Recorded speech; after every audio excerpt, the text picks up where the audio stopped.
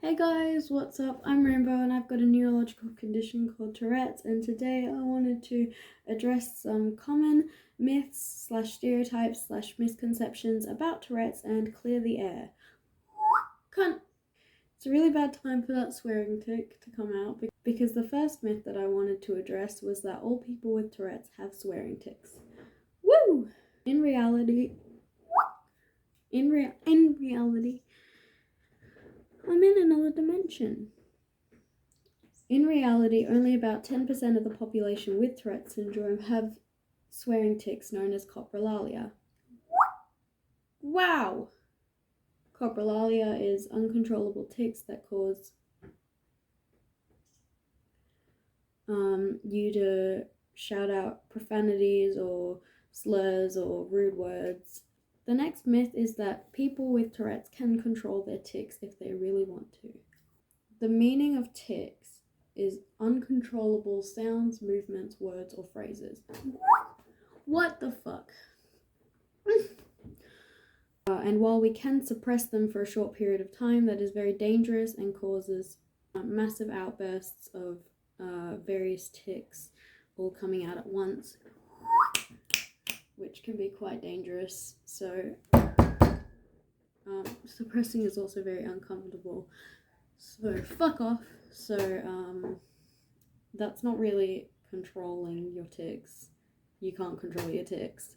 The next one I wanted to talk about was that Tourette's is caused by bad parenting or trauma. Tourette's is not caused by bad parenting or trauma.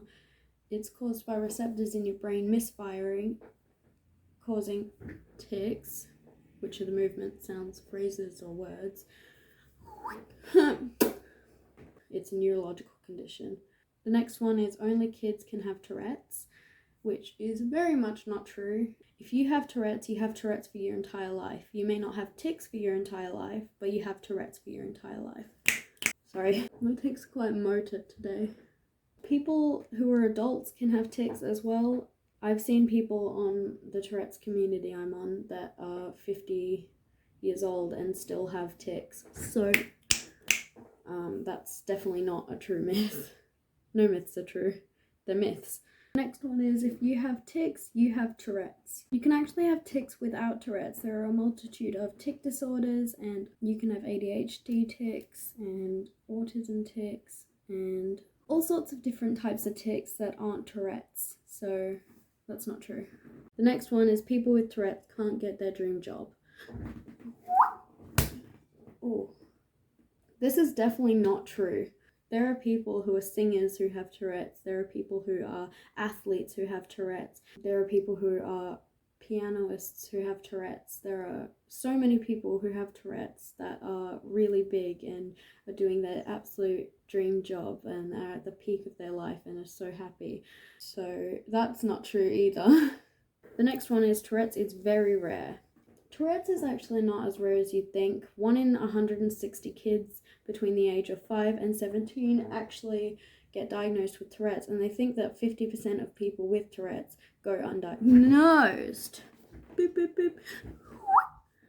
Whether their tics be mild or severe or in the middle. People with Tourette's have anger management issues. This is also a big myth. The myth is based around rage attacks, which are big attacks of rage that you can't control. You might not actually be angry, but this uncontrollable rage comes out and you can't control. So I can't control it multiple times now.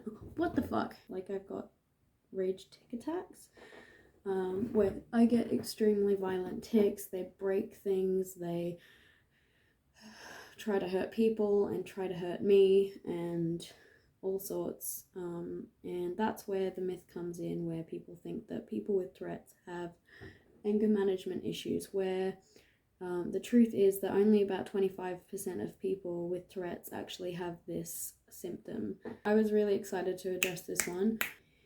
If you're not ticking, you don't have Tourette's. And you don't tic 24/7. Tics wax and wane.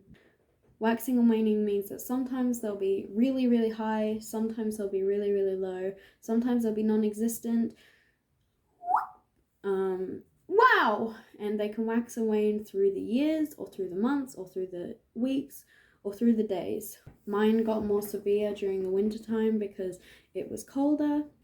Once again, if you're doing something that you really enjoy or that you're really focused on, your tics settle down a lot. So it depends on where you're at with your waxing and waning, and what your triggers are, and where your triggers are, and what you're doing.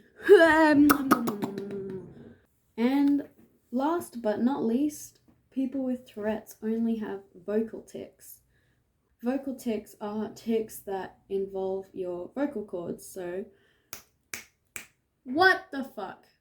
That was a vocal tic. Tics that make you speak or make noises. And that's not a true myth, because as you've seen, I have motor tics as well. To be diagnosed with Tourette's, you actually have to have 2 motor tics and 1 vocal tic.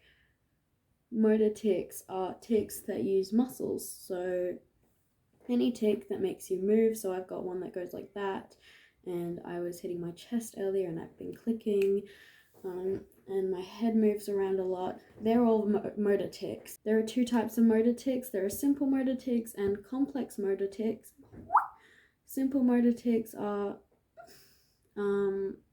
Nani? Simple motor tics are tics that uses only one grouping of muscles. My neck tics, where I move my neck like that, really quickly, like that. That is a simple motor tic. Stuff like eye blinking as well, lip licking. Complex motor tics are tics that use multiple groupings of muscles. If I were to be walking and I were to fall as a tic, that would be a complex motor tic. Stuff like hitting my chest is also a complex motor tic, because that goes as a self-injurious tic. Self-injurious tics are tics that aim to hurt yourself. Well, I hope you guys enjoyed this video, and I hope that it maybe helped a little with the misconceptions about Tourette's. If you did, leave a like and a comment. I was also hoping that I could get some questions, as I'm wanting to do a Q&A. So if you've got any questions about my Tourette's, or even my FND if you really want,